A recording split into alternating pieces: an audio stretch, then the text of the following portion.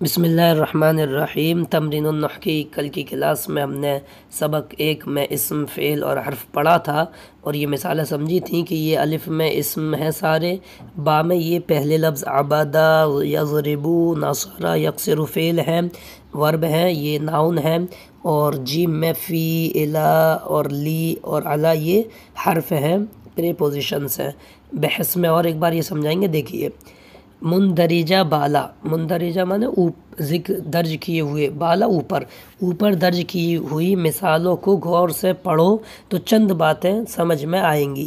اگر الف کی تمام مثالوں پر غور کریں تو معلوم ہوگا کہ وہ سب اسماء ہے، اسم ہے، نام ہے، کیونکہ ہر ایک کے اجزاء کو الگ الگ کر کے دیکھا جائے تو ان میں سے ہر ایک کا مفہوم دوسرے سے ملے بغیر بھی سمجھ میں آتا ہے۔ ناؤن بغیر کسی کلمے سے، ورڈ سے ملے سمجھ میں آ جاتا ہے، کسی کا نام ہے وہ بولا جائے گا، وہ سمجھ میں آ جائے گا، اور ان میں سے کسی کے اندر کوئی زمانہ نہیں پایا جا رہا ہے۔ اللہ، محمد، زید، خالد، کوئی زمانہ نہیں ہے، نہ پاسٹ کا، نہ پریزنٹ کا، نہ فیوچر کا، نہ پایا جا رہا ہے، نہ حال ہے، نہ ماضی ہے، اور نہ مستقبل مطلب فیوچر۔ اس طرح کے الفاظ کو عربی میں اسم کہتے ہیں۔ چنانچہ اللہ واحد محمد رسول، اللہ واحد محمد رسول وغیرہ یہ سارے الفاظ اسماء ہیں، اسم ہیں، کیونکہ یہ نام ہیں کچھ ذات کے۔ اللہ ایک ذات کا نام ہے، محمد ایک شخصیت کا نام ہے، رسول بھی ایک نام ہے عہدے کا، تو یہ اسم ہے۔ گروپ با کی مثالوں پر غور کریں تو معلوم ہوگا کہ ان میں سے ہر ایک کا پہلا جز فعل ہے، پہلا صرف، کیونکہ عبادہ، نصارہ، یضربو، یکسرو، تو یہ 4 الفاظ ہیں۔ ان الفاظ سے ماضی، پاسٹ، حال، پریزنٹ، مستقبل، فیوچر میں سے کسی زمانے میں کسی کام کا کرنا یا ہونا معلوم ہوتا ہے۔ اب کیسے معلوم ہوگا؟ اس کے لیے ڈکشنری ہمیں دیکھنی پڑے گی، وہ دھیرے دھیرے ہم سیکھیں گے۔ جب لغت میں ڈکشنری میں ہم عبادہ دیکھیں گے تو ہمیں ترجمہ ملے گا عبادت کرنا، تو عبادت کرنا ایک ورب ہے، کام ہے۔ اب وہ چاہے پاسٹ میں کی جائے عبادت، چاہے پریزنٹ میں کوئی عبادت کرے یا فیوچر میں کرے۔ نصر ہمیں ملے گا مدد کرنا، کام، ورب۔ یضرب ملے گا مارنا، ورب، کام۔ اسی طرح یکسر ملے گا توڑنا، کام، ورب۔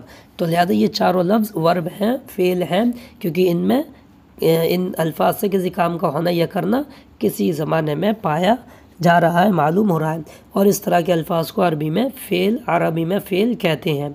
گروپ جیم کی مثالوں پر غور کریں تو پتہ چلے گا کہ ان میں سے ہر ایک کے اندر ایک لفظ ایسا ہے جس کا مفہوم یعنی معنی اسم یا فعل سے مل کر آئے تو سمجھ میں آتا ہے، اور اگر اسم یا فعل سے اس کو الگ کر دیا جائے، ناؤن اور ورب سے الگ کر دیا جائے تو اس کا مفہوم واضح طور پر سمجھ میں نہیں آ سکتا۔ جیسے فی معنی ہوتا ہے میں، ان والا، کسی چیز میں، گھر میں، دکان میں۔ الا معنی طرف، لی معنی لیے، علی معنی پر، تو ان کے معنی سمجھ میں نہیں آئیں گے۔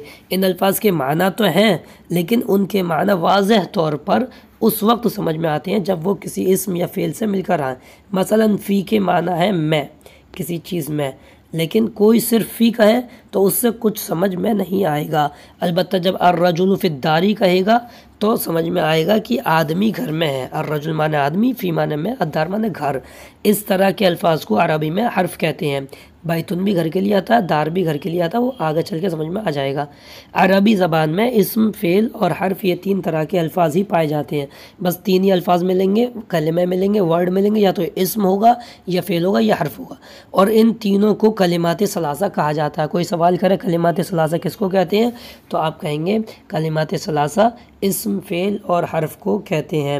یہ قواعد ہیں، ان کو یاد کر لیں۔ ہر حال میں کلمہ کی 3 قسمیں، اسم، فعل، حرف۔ اسم وہ کلمہ جس کا مفہوم دوسرے سے ملے بغیر بھی سمجھ میں آ سکے اور اس میں کوئی زمانہ نہ پایا جائے، جیسے اللہ، محمد، الرسول، صادق وغیرہ۔ فعل وہ کلمہ ہے جس سے ماضی، حال، مستقبل ان تینوں زمانوں میں سے کسی زمانے میں کسی کام کا ہونا یا کرنا معلوم ہو، جیسے عبادہ، یضرب، نصر، یکسر وغیرہ۔ حرف وہ کلمہ ہے جس کا مفہوم اسم یا فعل سے ملے بغیر سمجھ میں نہ آ سکے، جیسے فی، الا، لی، علی وغیرہ۔ تو یہ ہمارا کمپلیٹ ہو گیا۔ کل سے انشاءاللہ ہم اگلے سبق میں تمرینات حل کریں گے، یہ ایکسرسائز کریں گے۔ السلام علیکم ورحمۃ اللہ وبرکاتہ۔